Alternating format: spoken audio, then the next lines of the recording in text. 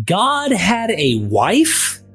What in the world? William G. Deaver wrote an entire book on this about the archaeology and the folk religion in ancient Israel. Think about this. The same people who knock on your doors or go around telling you that their God is the one true God and you're going to cook for all eternity in hell, that same God once had a wife, literally had sex, had a father, has children, the whole nine. It's very polytheistic, and the evolution is visible. It's right under their noses. However, their God is incorporeal, immaterial, omniscient, all-powerful, all-loving. All they've done is added these things to the deity that is an ancient Near Eastern God, and it has evolved over time. So when you see the origins of this God, as I asked Joel Baden today, Professor Baden responds, did God have a wife? And what should that do, or what the implication should be for your God, if this is the case?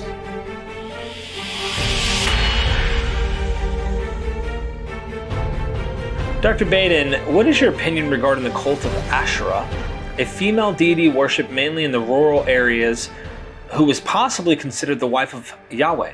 This is a position advanced by Dr. William Deaver and is based on archaeological discoveries of her figurines in areas where Yahweh worship occurred. What do you think about it? Yeah, so I mean, you get mentions of Asherah in the Bible, though usually not referring directly to her, usually referring to sort of these like cultic poles or trees, right? So in Deuteronomy and related texts, the Israelites are instructed to like tear down the altars of the Canaanites and to cut down their Asherahs and knock over their standing, like their pillars, right? And the notion here is that in Canaanite religion, there were these are the three basic like things that were at any cultic site. There was an altar and a tree or a pole of some sort representing a tree, and a standing stone, a pillar. And we have found pillars at cultic sites, and we have, the notion of cultic sites being founded around trees is like, even in the Bible, the patriarchs sometimes do that sort of thing. So, there's within Canaanite religion, there's Asherah was it does seem to have been like Asherah is the tree part, right? Like, does seem to have been a major aspect. And within Canaanite religion, Asherah is a female goddess who is, a consort of Baal, the main Canaanite deity. Now, obviously, in like what we think of as like orthodoxy, biblical orthodoxy, right? Yahweh can't have anything to do with that, right? Like, because there's only the Yahweh, and like there's no, right? You're like expressly forbidden to worship any other gods, all those things. And and like biblically, that's totally true. What we have to remember is the Bible doesn't represent all of the people in Israel, right?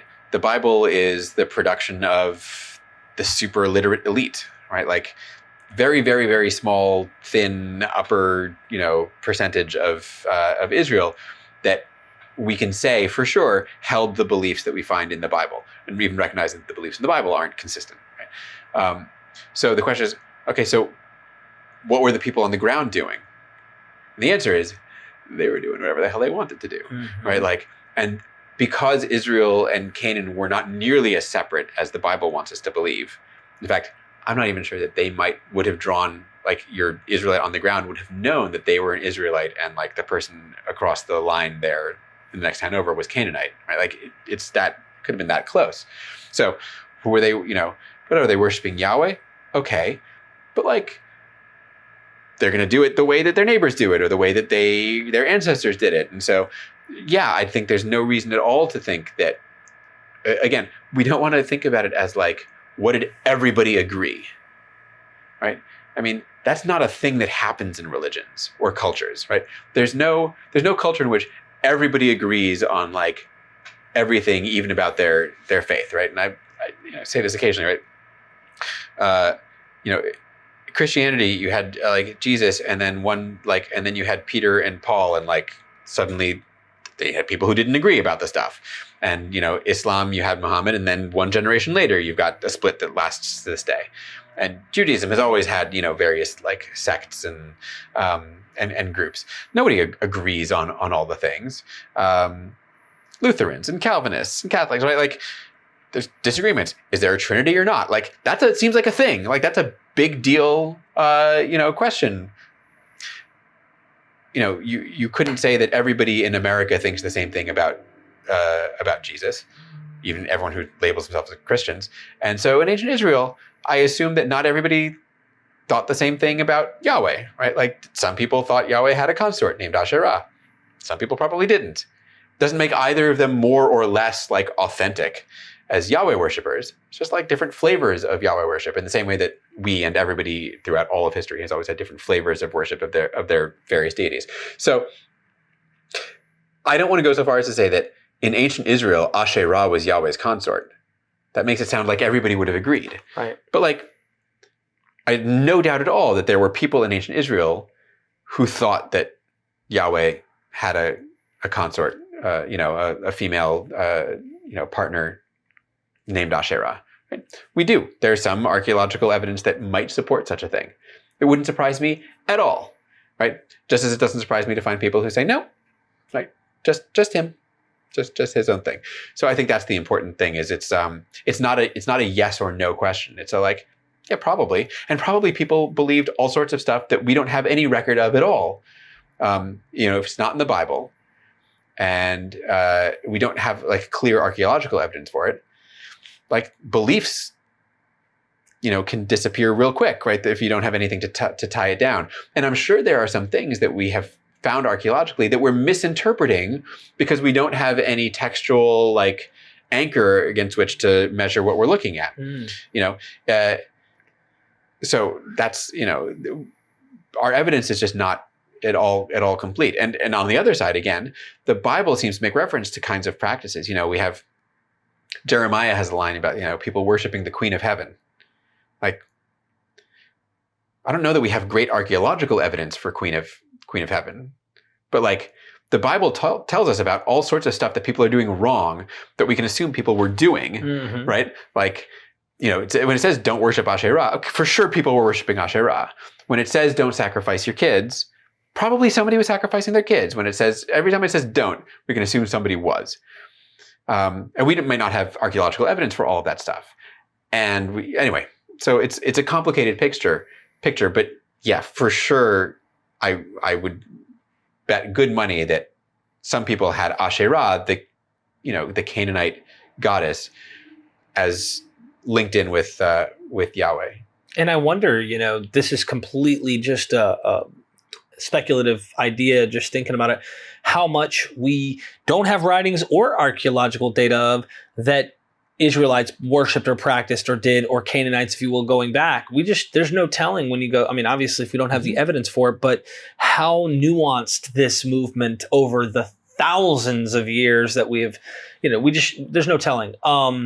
But since we're talking about wives, why don't we get into family ideas real quick, briefly in that vein, and say, all right, sounds like Yahweh had a dad in some of this ancient world. Or for example, even in the text, you could kind of argue that Israel, so you have like this pantheon of deities surrounding the throne of God, and it looks like Israel becomes Yahweh's inheritance. But inheritance from who? Who gave him? I see where you're going now. Yeah. Yeah. So again, we want to remember that Israel's understanding of Yahweh is a mixture of all sorts of stuff. Right. There's some authentic original Yahweh stuff. Yahweh's a storm god, it seems, from the south somewhere. And then there's all the stuff that Israel borrowed from Canaanite religion. And then there's stuff that Israel borrowed from Egyptian religion and Mesopotamian religion over time and in various ways. So, Israel talks about Yahweh as their national deity. And so they tell stories that are really about Yahweh. But Canaan, in the same way that Canaan talks about, like Baal is Canaan's national deity, as it were. But Baal is part of a pantheon. And Baal's got a dad named El, right? Which is where we get the Hebrew word El, meaning God, right? Elohim, also meaning God. And there are parts of the Bible where it looks like Yahweh is being understood as belonging to something like a pantheon also. Like Psalm 82 is like a classic here, right? It's Yahweh stands up in the divine assembly. It's called like the assembly of El, right? Like the chief god, and like essentially tells all the other gods that they've failed at their jobs and he's going to take over now, right? Which is like a moment of both recognition of that sort of pantheon multi-deity past, and also like a move towards like, but now Yahweh's the dominant one. Kind of like Marduk takes over. Yeah, sure. Exactly. I mean, it happens all over the place in various ways. But the notion, the language you're talking about with the notion of Israel being Yahweh's inheritance, I'm not sure I don't want to take that too far, right? That's inheritance there doesn't mean like it's been passed down necessarily from someone else. It means more like permanent possession, right? An inheritance was like the inviolable property that couldn't be taken away from, right? It belonged to your family, belonged to you in perpetuity, you and your descendants, etc. So it's okay for, even in like a totally monotheistic way, I think it's okay for Yahweh to say, right, Israel is my inheritance, right? Because it means they're like my permanent holding, right? Like they are mine forever. The flip side of that is part of the language of Israel being Yahweh's possession is the notion that other nations belong to other deities, right? Israel's Yahweh's possession, but Moab is Chemosh's possession, and Ammon is Milcom's possession, and Canaan is Baal's possession, and like that's the way that they understood stuff. That doesn't require there to be a parental figure. But there is, in addition to that, there is a like myth that runs occasionally through like a very small thread through the Bible that every deity has its own nation, right, that they're connected to, because at the beginning of time, all of the nations and the gods were doled out by potentially like the like elder god of the pantheon, right? Known as Elyon, right? Like which comes out in English as like supreme, highest. But we know from non-biblical texts that like in Canaanite theology, there was this is Elyon is the title for El, the creator god, right? And there's a notion, right? When Elyon creates everything, he says, okay, here's this people goes in this place with this deity, and this people goes in this place with this deity. You find this in Deuteronomy 32 in this old poem, or at least in the poem that refers to this old myth, that the distribution of lands and deities, and Israel's the one that Yahweh gets, right? And that's the story of why do we, right? So I don't want to go so far as to say like Yahweh had a father. That's a little bit too much, because it's a little too conflating of Canaanite pantheon and Yahweh, but like they're definitely, right, Yahweh participates in a lot of the same myths that involve pantheons and divine family groups, I suppose. In any case, family or not, it's a good reminder that there's plenty of stuff in the Bible that is reflective of a polytheistic understanding, polytheistic background, Canaanite background, right? It's all in there.